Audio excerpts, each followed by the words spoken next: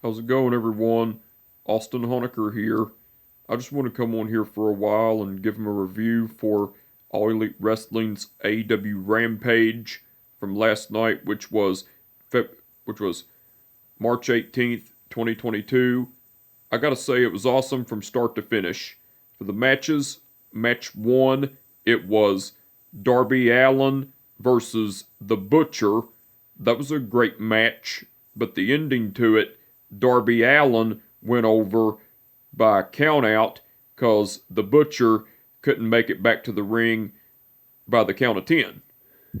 Well, after the match, as as Darby Allen was celebrating his victory, Sting came into the ring to celebrate with Darby Allen, and as that was going on, um, Andrade El Idolo and Jose the Assistant came out to distract Sting and Darby Allen, and as Sting and Darby Allen were distracted, Private Party, which are Mark Quinn and Isaiah Cassidy, came from behind in the ring and attacked Sting and Darby Allen from behind, and then and the Blade joined in.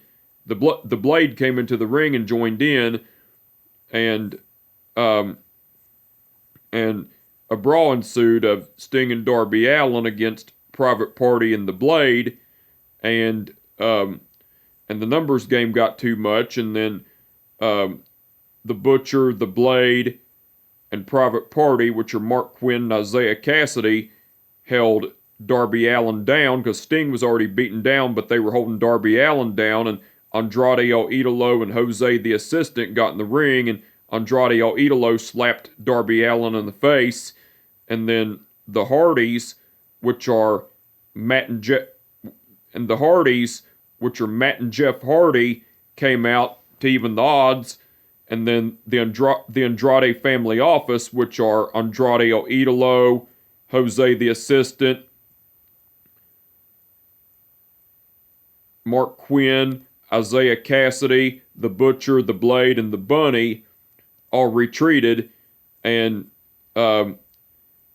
went on the stage, and then Matt Hardy got on the microphone and said, "So, you know, Andrade, since you and the AFO wanna have the numbers game to your advantage, well, now we're even, because you got me, my brother Nero, the Icon Sting, and Darby Allen.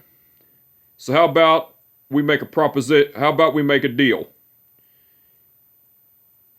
Wednesday night in Austin, Texas, on AEW Dynamite. How about it? Private Party and the Butcher and the Blade versus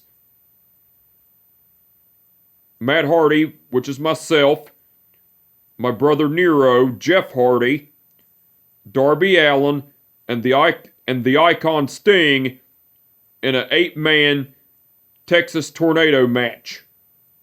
In an 8-man Texas Tornado tag team match. So what do you say about that, Andrade? But before Matt Hardy made that proposition, Andrade El Idolo, well, the Andrade family office, which are Andrade El Idolo, Mark Quinn, Isaiah Cassidy, the AFO, the Andrade family office, which are Andrade El Idolo, Mark Quinn, Isaiah Cassidy, and the Blade, got on the apron, and Matt Hardy was telling them, "Let's go." Well, the Andrade family office got off the apron, and that's when Matt Hardy made the proposition for Private Party, for the Butcher, the Blade, and Private Party against the Hardys, which are Matt and Jeff Hardy. Well, Private Party consists of Mark Quinn and Isaiah Cassidy. Well, Matt Hardy made the proposition of the Butcher, the Blade, and Private Party, which are Mark Quinn and Isaiah Cassidy, versus the Hardys, which are Matt and Jeff Hardy, Darby, the Icon Sting, and Darby Allen in an 8-man Texas Tornado tag team match. So what you say? And then Matt Hardy said, "So what do you say about that, Andrade?" Andrade El Idolo didn't give an answer or anything. So the Andrade family office, which are Andrade El Idolo, Jose the Assistant, Mark Quinn, Isaiah Cassidy, the Butcher, the Blade, and the Bunny, all left and went backstage while Sting, Darby Allen, and the Hardys, which are Matt and Jeff Hardy, stood tall in the ring and everything. That was cool. That was after the match, by the way. Match 2, it was Red Velvet versus Layla Hirsch. That was a great match, but the ending to it, Red Velvet went over with a corkscrew kick. Match 3, it was the House of Black, which are Malachi Black, Brody King, and Buddy Matthews, versus Fuego del Sol and Bear Country, which are Bear Bronson and Bear Boulder. That was a great match, but the ending to it, the House of Black went over because Buddy Matthews pinned Fuego del Sol with a verified Olympic slam. And that was match 3, by the way. And match 4, which was the main event, it was Keith Lee versus Max Caster. That was a great match, but the ending to it, Keith Lee went over with the Ground Zero. Now, before the match, as Keith Lee came out to the ring, the Acclaimed, which are Max Caster and Anthony Bowens, came out to the ring. Max Caster done a rap on Keith Lee, and Anthony Bowens said his signature line, "San Antonio, the Acclaimed have arrived." That was cool. And after the match, Max Caster rolled out of the ring, and so the Acclaimed, which are Max Caster and Anthony Bowens, stood out of the ring. Well, Keith Lee got out of the ring, and then Powerhouse Hobbs ran down to Keith Lee, and Keith Lee and Powerhouse Hobbs started brawling, and then Ricky Starks came down to the outside the ring and jumped Keith Lee, and so Team Taz, which are Ricky Starks and Powerhouse Hobbs, were ganged up on Keith Lee and beat the shit out of him, and then the Acclaimed, which are Max Caster and Anthony Bowens, helped Team Taz and ganged up and beat the shit out of Keith Lee as well, because Max Caster struck Keith Lee with the jukebox, and as Team Taz, which are Ricky Starks and Powerhouse Hobbs, and the Acclaimed, which are Max Caster and Anthony Bowens, ganged up on Keith Lee and beat the shit out of him, they all threw Keith Lee in the ring and they all four got in the ring and started beating the shit out of Keith Lee. And as that was going on, Swerve Strickland came out with a steel chair to even the odds, and as Swerve Strickland came down to the ring, Team Taz, which are Ricky Starks and Powerhouse Hobbs, and the Acclaimed, which are Max Caster and Anthony Bowens, retreated. And as Team Taz and the Acclaimed retreated, they left on the stage and went backstage. Before they went back, they went onto the stage, and then Swerve Strickland threw the steel chair down and was staring down Team Taz and the Acclaimed. And Team Taz and the Acclaimed were staring down Swerve Strickland back.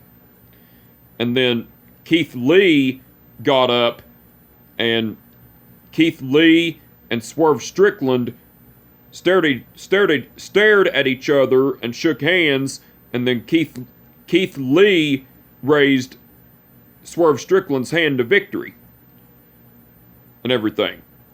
That was cool. Um, that was after the match, by the way. Now besides the matches, the American Top Team, which are the American Top Team, which are Scorpio Sky, Dan Lambert, and Paige Van Zant, cut a promo, and Scorpio Sky was talking about how everybody's saying that his victory against Wardlow was a fluke victory and everything, and Scorpio Sky was also talking about how it wasn't a fluke victory because losers like everybody in the world, like punk ass kids who blame their parents, who blame the teachers for failing, for their failures, and talked about how society was full of losers and everything. And then Dan Lambert was saying, I'm glad you still have your undefeated streak, Sky, and I'm glad to be the AEW TNT champ. And not only that, but Paige Van Zant, I'm proud of you too, because not only did Scorpio Sky retain the AEW TNT title, but he also remained undefeated. And Paige Van Zant signed her AEW contract above Ty Conti's body. And that's the first time in the wrestling business that I've seen a contract signing over someone with an STD. Now, Paige, you have anything to say? Then Paige Van Zant was saying, you know, I look good. I'm a lot better looking than any woman in the AEW women's division, and I'm tougher than any man in this AEW men's division. And if you have a problem with that, you can ride on the Paige Van Zant train for all I give a shit. And everything. That was cool. The Factory, which are QT Marshall and Aaron Solo, cut a promo, and QT Marshall was talking about how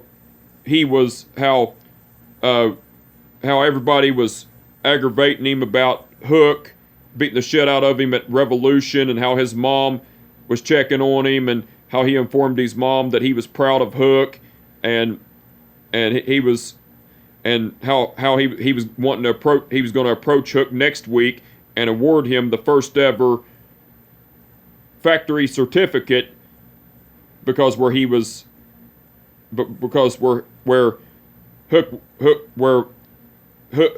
the first student in the factory and everything. That was cool. Pena Oscuro and Alex Abrahantes cut a promo. Well, Pena Oscuro translated something in Spanish, and then, Pena Oscuro and Alex Abrahantes cut a promo. Pena Oscuro was saying some shit in Spanish that I couldn't understand, so Alex Abrahantes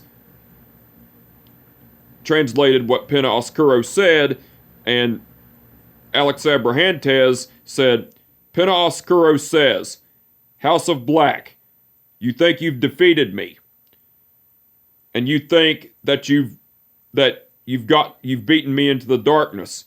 Well, newsflash, I live in the darkness. The darkness is what makes me powerful. So, with that being said, I'm coming after the three of you, and I'm going to destroy every single one of you and everything. And then Pena Oscuro was saying, because I am Pena Oscuro, and I have zero fear and everything. That was cool. And Mark Henry interviewed Keith Lee and The Acclaimed, which are Max Caster and Anthony Bowens. Well, Mark Henry was asking Max Caster. Mark Henry was saying, Max Caster, tonight you have challenged the Limitless One, Keith Lee. Why? Because you're going to have to challenge, you're going to have to put your money where your mouth is and back up your words. So why did you challenge him? Max Caster said, yeah, Mark, I did challenge Keith Lee. Because Keith Lee can kiss my ass for all I care, and I am going to kick Keith Lee's ass, and I'm going to kick Keith Lee's ass tonight. And then Max Caster said, tell him, Bowens. And Anthony Bowens was saying, yeah, Keith Lee, no one wants to listen to your Renaissance sounding ass, because my man Max Caster is going to kick your ass. Not only are we going to do that, but Max Caster is going to rap on your ass too. And everything. And then Keith Lee was saying, guys, everything you just said, I'm not offended at all. Because you all pretty much called me a king. And I take that as a compliment. So thank you. And I will say, both of you are talented. I will give you that. But be careful what you wish for. Because Max, once you get in that ring with me, I'm not going to be nice. I'm going to kick your ass and everything. And then Mark Henry said his signature line, well, looks like there's been enough talk. It's now time for the main event and everything. That was cool. Now, besides all that, Taz, Excalibur, Chris Jericho, and Ricky Starks cut a hold on. Excuse me.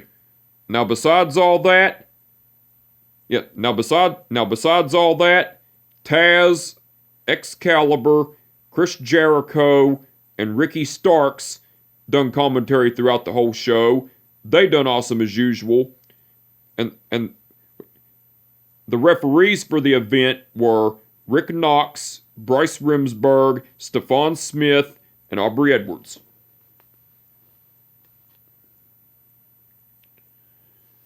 Okay. Bryce Remsburg refereed the match between Darby Allen versus The Butcher. Rick Knox refereed the match between Red Velvet versus Layla Hirsch. Stephon Smith refereed the match between the House of Black versus Bear Country and Fuego del Sol. And Aubrey Edwards refereed the match between Keith Lee versus Max Caster. All the referees done awesome as usual. Now the match card that's been announced for All Elite Wrestling's AEW Dynamite Wednesday night, it's going to be Sting, Darby Allen, and the Hardys, which are Matt and Jeff Hardy, versus the Andrade Family Office, which are Mark Quinn, Isaiah Cassidy, The Butcher, and The Blade, in a 8-man Texas Tornado match.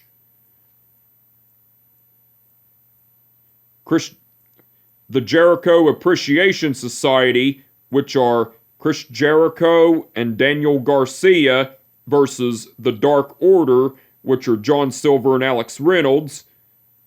Those are the matches that have been announced so far. Now, besides the matches that have been announced so far, MJF will be appearing live. So the match card for All Elite Wrestling's AEW Dynamite Wednesday night looks like it's going to be awesome. Can't wait to see it. I'm looking forward to it. But anyway, I just wanted to come on here for a while and give you all my review of All Elite Wrestling's AEW Rampage from last night, which was March 18th, 2022.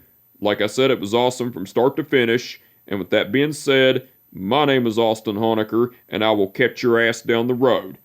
Peace out.